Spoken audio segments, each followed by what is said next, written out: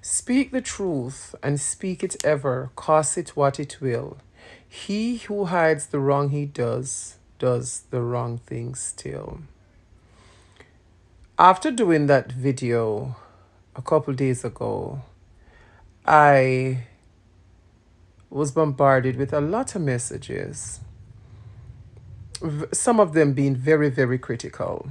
Let me say this. I did not do that video to be praised or to be recognized. I did that video because I genuinely felt fear.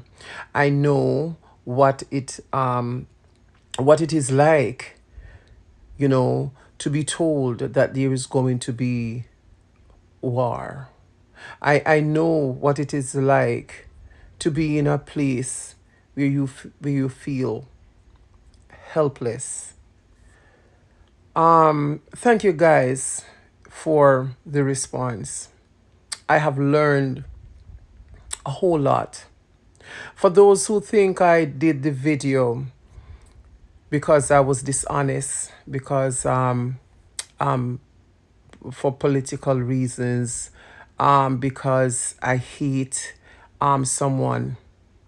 It's not in my heart to hate anybody. And I don't go on witch hunts to hurt anyone. But we should call a spade a spade. What happened, it was wrong. And ill intent. However it came out, the intentions was wrong. It wasn't something that was spontaneously done. So let us use our gifts from God to do positive things. We have so many young people in and around our constituencies that we can use our talents and our gifts to empower them, to enhance them, to make them better human beings in such a positive way.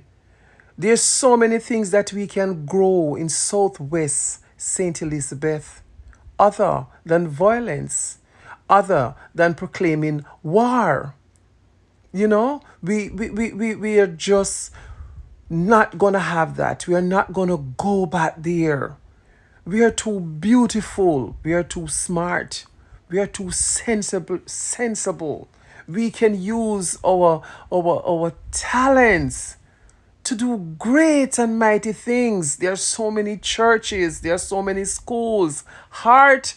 Look at Heart. We can use our words to encourage these persons to go back to Heart. It's free. There's a bank account before you even get accepted in there. Let's use everything that we have inside of us to make a positive impact on our young people and to ensure that our old people are taken care of. Likewise, our farmers, but not to declare war upon anyone, whether we are PNP or GLP. After election, all of us are going to be back as one. We shop in the same supermarket. We get gas at the same gas station. If we see somebody that is sick, all of us are going to go towards helping that person. So let us dismiss all of that violent and that hunger and that fury for power that channels us onto that path where we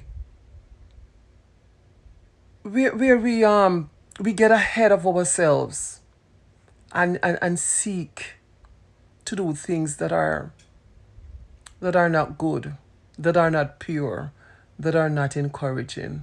Have a good one. African Black Beauty says Massa Mark is an enemy of progress. Still is. But anyway, I can see our Prime Minister and a lot of people, they are warming up. They don't want to carry big belly and be doing campaign. Anyway, that is by the way. I watched this video of Mark Golding. I thank you for one of my viewer who took me to be watching and see what the PNP are doing. And the little clip I watched from him, he was criticizing the bosses. He was criticizing the JLP. For, according to him, he said that the JLP, they brought old buses for the school children in Jamaica. Now I remember, and it came into my mind, there are posts that I have seen that says that the PNP love seeing people remaining in poverty, and this is the reality. The other day, the same PNP accusing JLP for stealing their idea of housing. Now, the school buses they brought to Jamaica, they are not satisfied. According to them, that the school buses are old. Half bread is better than none. Are you happy that the lives of the school children was in danger, going round and things happening along the road? Now, even if the buses are old, do you think that even in Europe, all the school buses or the buses that function here, or even the plane that flies, do you think that they are brand new? Or what are you trying to tell us? Even I have seen planes that are over 20 years and is still flying with people and taking people where they want to go. It's not how old the thing is, it's how maintained. You that you are talking, this PNP. Is it not you guys who brought a condemned jeep? Politician, you people are making somebody in this world to be talking anyhow. You brought a condemned jeep to Jamaica. No tires, nothing. Everything has to be repaired from the beginning. Now you saw school buses and you are condemning it because you want those children to continue to suffer on the road. You are condemning the school buses. Why didn't you, who feels or who claim that you love Jamaica more, why didn't you donate? Since that thing is your concern, since that thing is disturbing you, your heart, at least you shouldn't have bring complaint. Since you wish the children well, or you wish Jamaica well, or you see, oh, why should children go into these old buses? You don't need to complain. Go and buy, bring, donate the new ones. Since you say you have money, you have companies, you don't need Jamaican money to upbring or to uplift your companies. You can take the money you are getting from your pocket, from your money, from your companies, and upgrade the school buses in Jamaica instead of you complaining. I want us guys to hear this thing from Mark Golding's mouth. When I hear this thing, I said, no, politician, you people are not trying. You guys are not trying. At least if you see something good, try. Even if you are in power, Mark Golding, how many buses have your PNP provided since you were in power in Jamaica? Have you ever provided even old buses for school children? That is what you should be asking yourself. I can see you in so many videos, how you are enjoying the new roads in Jamaica doing your campaign, but you still complain. If those roads were not made, how will you be going and be jolly around doing your campaign? Let us listen to it, guys, from his mouth. This is not nice now. You know, I see they're bringing in 100 old buses with some very confused arithmetic as to how many students will be carried. It doesn't augur well for what is to come in September. You see, guys, that is how the thing go. He said he saw them bring some 100 condemned or old buses. Okay, Mark Golding, please, I'm begging you, as a foreigner, since you see in your eyes that those buses are old and you are rich, you have money, please donate even 5 or 10 buses to school children in Jamaica for free. I want you to do that. You guys in PNP, that is what I said, you are enemies of progress. You don't want to see good thing, because if you see good thing, because I watch you, I follow you on IG, all your videos, it's about complaining, what the the JLP have done wrong. What is your own plans for Jamaica? Go to your campaigning and tell the people the plans you have for your country, Jamaica. Instead of you going around, try to convince people or to tell people lies. The school buses are old. Half bread, as I have said, is better than none. At least they brought the school buses. Tell me, can you buy the new ones if you are in power? Or what has, I don't want to keep repeating things. When I hear him talk about this, oh, they brought old buses. Then for you to solve this problem, go and bring the new buses. Go and bring the new buses, Oga. Massa Mark says time come. But time come for what? Time come to tax Jamaica again, even the hand cartman. Time come for public sector workers to go through 11 years of wage freeze. Time come to married food items again. Especially rice with sanitary napkins. Time come to go back to using scandal bags as aprons in the hospitals, because we run out of major supplies. Time come to sell some major companies again, for example JPS that was sold by the PNP. Time come to sell more major companies like Cement Factory. Time come for selling our pride again. Just like how Air Jamaica, the little piece of Jamaica that flies, was sold by the PNP. Time come for FinSac 2.0 to happen. Since history don't teach us anything. And Massa Mark and the Toponaris to benefit once again off the backs of poor Jamaicans.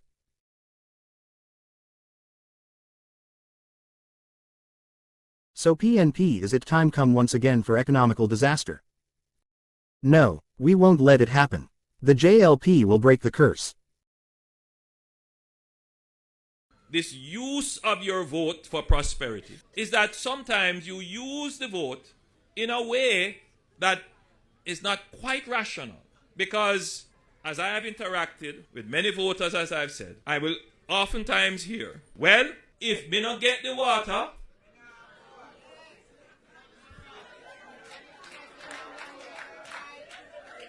that in itself is irrational. That if you don't get the water, you're not voting. In other words, the very power that you have to get the water, you decide that you're not going to use it. But then there is the other side of the irrationality.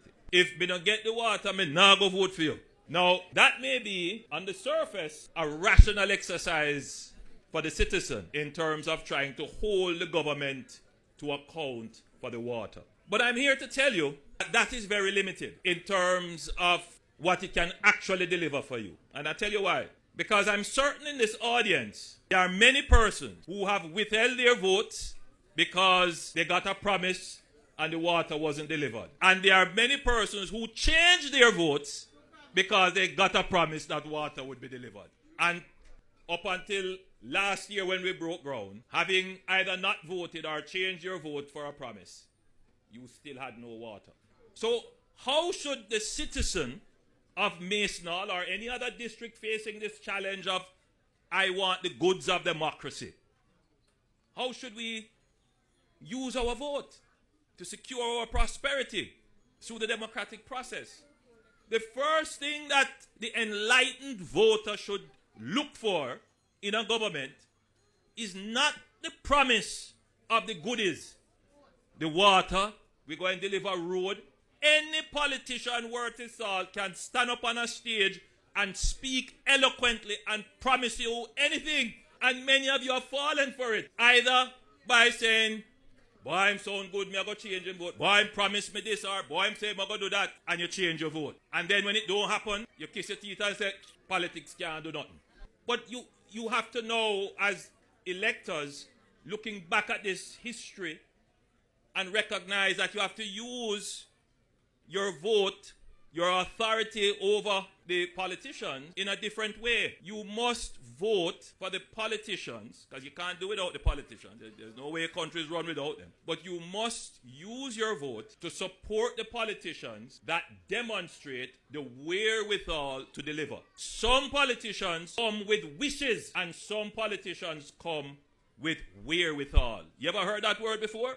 Wherewithal, the ability, the capacity to turn promises and commitments into reality. They may not be the most eloquent politicians because they take their limited time to develop their skill in administration and management, in understanding problems, in managing systems and bureaucracy to actually get the results for you.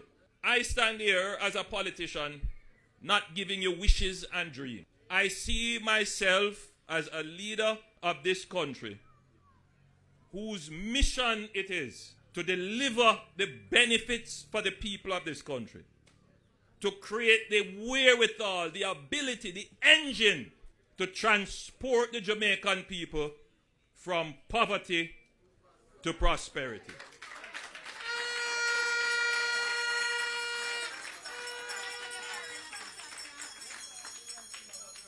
And the first part of my responsibility is to ensure that we give the Jamaican people a strong economy. A big trick has been played on all of you. And that trick, you were led to believe that the government can deliver water, road, security, healthcare, housing, education without a strong economy. They tell you this, they say it to you in this way. Sure, you better talk about economy. Economy can't yam. Putting in your mind that somewhere there is some secret fund that the government has that they can just dip into and come and deliver. And indeed, the secret fund that the government has dipped into many times is other people's money, otherwise called more taxes or more debt. And when you take more taxes, it's out of your pocket.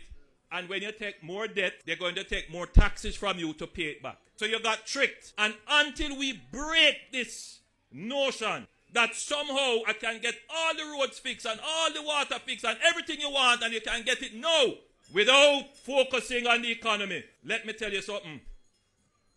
The only reason why you're going to have water in your house tonight, in your shower, is because we have the economy that produces the resources to be able to do this.